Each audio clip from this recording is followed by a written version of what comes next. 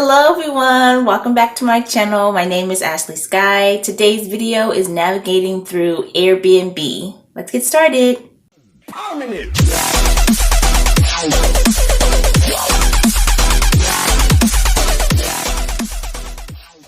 Okay guys, thank you for tuning in for another one of my videos. Today I want to talk about booking Airbnb accommodations through their mobile app. Airbnb is what I use 9 times out of 10 when I'm traveling, and so far I really like it, so I want to share it with you guys. I do have a referral link in my description box down below. If you are interested in booking, you can save a little money off your next booking or your first booking. So Airbnb is really good for people who are traveling in big groups because you can stay in like a house rather than having to rent out a whole bunch of hotel rooms. So it can be really convenient for that. Okay, so I'm just going to go through the mobile app. They do have like an online site too, but I normally use the mobile app, so I'm just going to use the mobile app in this video. So I'll try to post some pictures, some screenshots on the screen here so you can kind of follow along with what I'm doing. And I'm also going to tell you guys like my tips and like my experiences through Airbnb, okay? So if you're interested in Airbnb or learning more about it, this is the video for you. So let's just go ahead and jump right in. So I have my phone down here so I can look at my notes and look at the app so I can make sure I don't miss anything, okay? So when you first download the app, you do have to kind of like send in some verification of like your identity. And once you go through that whole process of being verified and approved for Airbnb, you can finally get to the booking part. On the mobile app, you'll see that you can do stays, experiences, adventures, but I'm just going to focus on the stays, like the accommodations, because that's the only thing I've used on Airbnb, so that's what I'm going to be talking about. Okay, so you go to stays, you can type in where you want to go. So for example, let's say Cancun. At the top, you can type in the dates, and I want to talk about the filters. Because this is how you really pick and you can really narrow down your search on what you really like and what you really need in your booking. The filters that I like to focus on is I see how many adults, so how many guests are going to be there. So normally I have 2, so I'll pop in 2. Airbnb Plus and Airbnb Luxe are like the extra fancy accommodations, like really luxury people's houses, but I don't really click on that because when you click on that, they're going to give you really high priced things. So unless you're into that, go ahead, but I'm not going to worry about that. I do, however, this is a filter that I make sure I click on. I like to rent the entire place, so I don't want to be looking at any strangers while I'm on my vacation. I want to have my privacy, and yeah, so I use the entire place because I don't want to share. I make sure that I hit instant book so I can just book the place whenever I want to without anybody's approval. When you don't click on instant book, you basically have to put a request in to ask the host, can I stay at your place? And that host, I think, has 3 days to respond to you, I think it is. Okay, now prices. This is great. So be really honest about what your price range is. Though sometimes give you like an estimate, like, okay, places in this area are running about this much per night, but I don't even pay attention to that. I put the price that I feel comfortable paying. So be really honest about it because they have really great places on here for really cheap. So if you don't want to spend that much, you tell it to not show you places that are too much.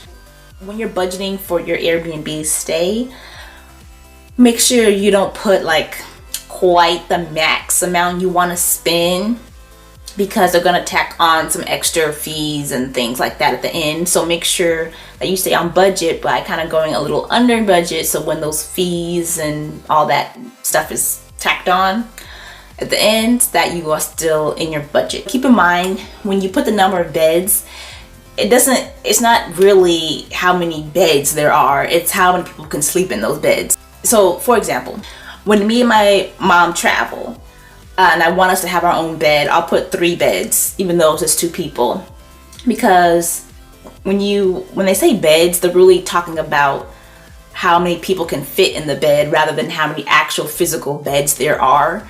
So if I'm traveling with my mom and I want us to have our own bed apiece, I'll usually put 3 beds to make sure I actually do have 2 separate physical beds. It's a little confusing, but just trust me, they do have things where you can make sure there are elevators and things like that to make sure that everything's very accessible to you. That's great. I don't click on anything on that though. Free parking on premises. If you're planning on renting a vehicle on your trip, then you can go ahead and click that. But typically I don't rent a car. I usually use public transportation, or I'll use Uber or some kind of shuttle service. So I don't click on that. The less you click, the more results you'll get. So try not to click on too many things. The only filters I use is how many adults that I want to rent the entire place out, so I have the whole place to myself. Instant book, so I don't have to wait on the host to respond to me on whether or not I can stay at the place. And a price range, because I want to spend a certain amount of money and stay on budget, so I make sure I put a price range in there. And beds, if I'm really looking to have a certain amount of beds, I make sure I put that number in there. And I think that's all I usually click on. So not many filters. Once you hit that, you'll get a list of places that match your criteria. You can go through from there. So once you find a place you like, go ahead and click on it. So personally, I like self check-ins. Most times there'll be self check-ins, and a self check-in just means that the host will give you some kind of code to punch in to get into the apartment, or some key, and the key will be like hidden somewhere, and they'll tell you in a text message, you know, where the key is to find it, and you just check yourself, and you just get the key or get the code and you just go right in. You don't have to meet the host. Other times you have to meet the host. The host will like meet you at the place and then give you the key in person.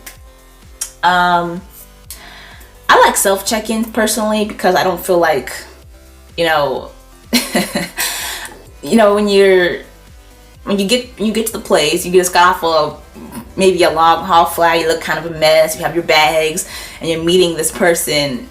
It's just kind of awkward a little bit, because you're just like, okay, like, they're really nice most of the time. Like, the experience I had, they were really nice, but it's just like, okay, like, thank you for the key.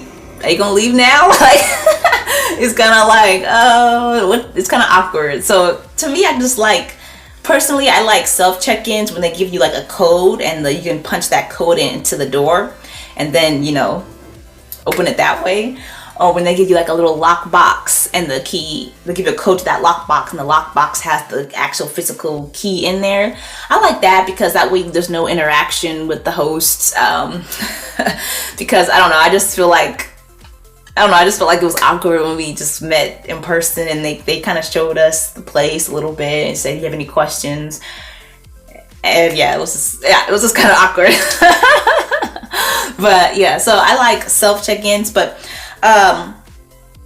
it's important to know how you're going to be checking in. So that's important to know, is how you'll be checking into the place, whether you meet the host in person, or you'll get like a key or a code for something.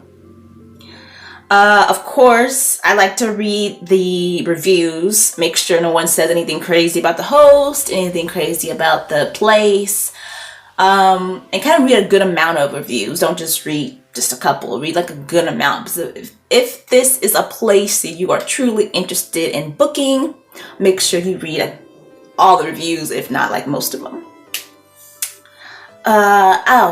Another thing is they show like a map of where the place is at, but just like the area or the neighborhood that the accommodation is located, not the actual physical address.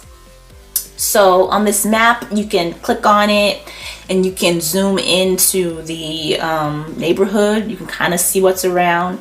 What I look for typically is there any public transportation around, any restaurants, stores, shops, things like that.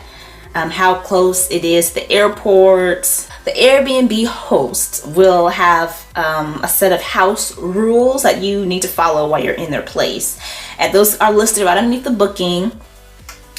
So typically, like for example, there'll be like no smoking, no pets, no parties, check in and out by this time, how check in and out would go, like if it's self check-in or whatever. Yeah, so be sure to kind of peek at those house rules and make sure that you'll be able to follow them. So if you're planning on bringing pets along, make sure that that you're allowed to. Yeah, you can contact the host if you have any additional questions that maybe weren't answered in the ad, I guess you could call this, the post. Alright guys, so that pretty much wraps it up. Everything on the app is really simple and pretty nicely laid out, so it's easy to navigate and it's pretty self-explanatory. But I just want to give you like what I do and what the filters I use when I'm booking an Airbnb. Now this is different for everybody depending on what kind of vacation you're having and what you like and how many people are going, but I just wanted to give you like a little overview of the app. Please like the video if you liked, comment down below, and subscribe to my channel if you haven't already. And I'll see you guys next time.